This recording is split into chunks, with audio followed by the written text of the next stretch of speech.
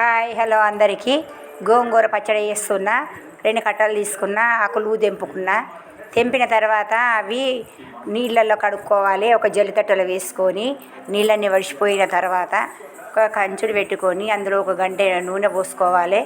పోసుకున్నాక 10 పచ్చిమిర్చి తీసుకొని మంచిగా వేంపుకోవాలి. మంచి ఎర్రగా వేగిన తర్వాత కొత్తగా చూసేవాళ్ళు సబ్స్క్రైబ్ చేయండి, షేర్ చేయండి, లైక్ చేయండి.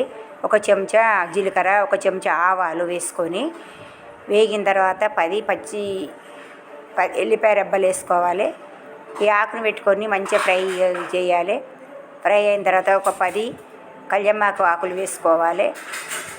వేసుకున్నాక మొత్తం ఫ్రై అయిన తర్వాత ఒక మిక్సీ జార్లో తీసుకోవాలి. కొన్ని పల్లీలు వేయించుకొని పక్కకు పెట్టుకోవాలి.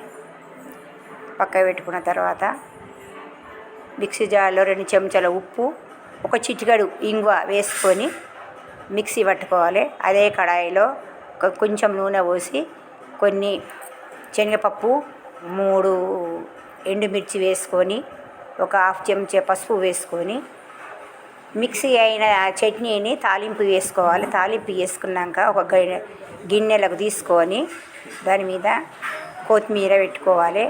వేడి అన్నంలో చట్నీ పెట్టుకొని 1 చెంచా నెయ్యి వేసుకొని తిని చూడాలి. సూపర్గా ఉంటుంది. మీరు కూడా తినండి.